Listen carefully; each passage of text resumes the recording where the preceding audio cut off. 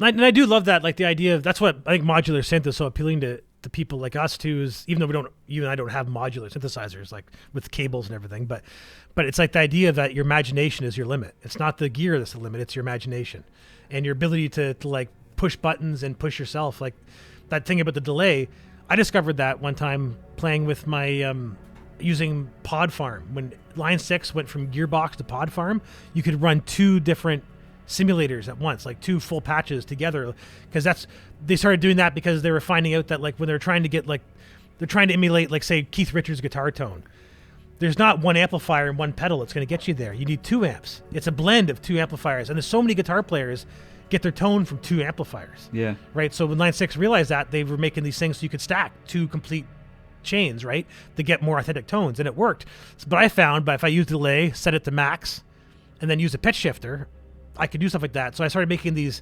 I made all these like guitar patches that would be called follow me, and then I put plus. So it'd be like follow me +3, follow me +5, and the number would indicate the semitone increase or decrease of the following note. Right. So I'd use their simulation of the whammy pedal and pick like the pitch shift I wanted, or I'd even do a harmonic pitch shift, right? So I'd have like the first note would be what it is, and then it would be followed up with like a chord that's like a step above or 5 steps up, and yeah. And I thought, like, remember thinking to myself, like, aren't I being clever? And then I realized that it goes so deeper than that, But I felt clever because I didn't learn that. That's something I figured out by you thought of it yourself. You invented it for yourself. Yeah. Yeah, exactly, right? So that's why, like, my Polybrute I love, and Pigments, because does that to me too. Because every time I think I have a patch built out, I always think of more things to put to it, And the aftertouch thing is only a thing because when I bought my MIDI controller, I was reading reviews about it, and all the poor reviews were like, doesn't have aftertouch. So I'm like, who gives a fuck about aftertouch? But then I got my Polybrute, and I realized that was another modulation source.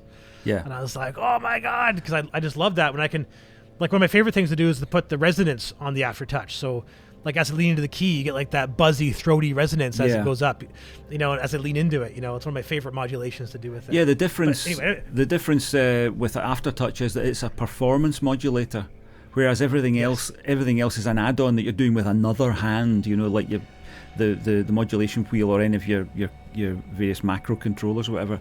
Aftertouch is right there. That's why the iPad's so good. Not to get back to that, but that's you've got left and right, so you can wobble the pitch, and then you've got up and down. And that can be volume or filter or whatever, And you've also got on the more modern iPads, the bigger your fingerprint is on the key, something different will happen, so you can press down and come off again. Yeah, so yeah, that aftertouch is the one thing that I'm missing, but I get round. I get by it. Well, that's it. Are you really missing it, or is it just like a convenience that makes your life like 0.1% more convenient? Well, I do. Well, I've never had it. I don't think. Did I have it on anything? I don't think I've ever had it. So I can't miss it. I've never had it. But I've tried it on some keyboards that people have brought round, and it's always been I've always found it a bit heavy-handed. That's why I've never played it and been a big fan. I've never played it and gone, oh my God, I've got to have that, because I find I always had to press a bit too hard for me. I want the touch to be really light. I want to be able to go from but of course, if you do that, then the aftertouch is always going to be activated every time you press it. So I get there's a design thing there, but at some point when I get my retirement pension at the end of next year, I'll be so flush with cash, I'll be able to just splurge on any of these things, and I can just get whatever I want, and then just fling it in the skip if I don't like it. Well, apparently a distributor just leaked yesterday that Arturia's come out with a 12-voice Polybrute. Oh wow. Yeah, and all of the news articles that popped up about it have been taken down. They're all 404 now. So I think Arturia got really upset about that leak because they weren't ready to announce it, I don't think. But all right. So I don't know when it's coming out. But that's one of those things where you're going like, shit, I should have waited. But what is use a 6 voice, is it?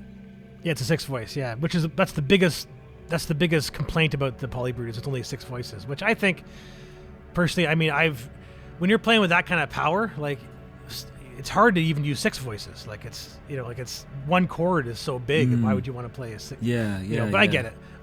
Yeah, I've never once. Presumably, it's for people who are doing split layers or things like that. Is it? Well, if you split the layer, you get 6 voices per layer. Per layer? All right, well, that's... Wow. Yeah. Yeah, so I don't know how it does that. Probably some digital split or something like that. Yeah. The signal from one Gosh. oscillator. I'm not sure what Wow. it does. But yeah, so the 12, I think, is just sort of, like, the only time I find the 6 feels limited is when I'm playing something that sounds like something that sounds like an electric piano or a vibraphone, where you expect the delay to be part, or the reverb to be part of it, and it cuts off. So that voice, yeah. So if you're using the envelope to control the release, then yeah, it gets cut off at 6 notes. But if you're using the reverb or delay, then obviously you're not going to notice it. Yeah. But that's a very small limitation I've run into maybe once or twice. That only when I thought like, oh, I guess I could use an extra 2 voices here. But my DeepMind's got 12 voices on it. I never use it. I'm always going down to like unison, like, so I have like 6 voices that I have double unison, or I have 3 voices, or 4 voices at triple unison, because I like the detuning unison effect. Yeah, it reminds me of when we first started out with MIDI instruments and modules and keyboards. I could actually count the number of voices we had in total between the numbers of people in the band, and I used to keep a record of them. And when we added a new piece of gear, it was, now we've got another 12 voices, or another 6 voices, or whatever it was, or we got another. What was the multitimbrality? Was 16 at one point. It was really low, between all of us. Because if you're planning a session, you're planning the voices. We couldn't render anything to audio. It all had to be done through MIDI. So you had to know how many notes you had left, because you had to leave enough for the MIDI guitar, for example. So the MIDI guitar is only going to be mono. So Bobby was quite often told, you've only got 1 note to work with. And sometimes you'd put in a special requisition for an extra note, and we'd say, well, okay, only two at a time though. And we would leave that sitting there, and we would use up all of the rest of the notes that we had. It was mad in those days.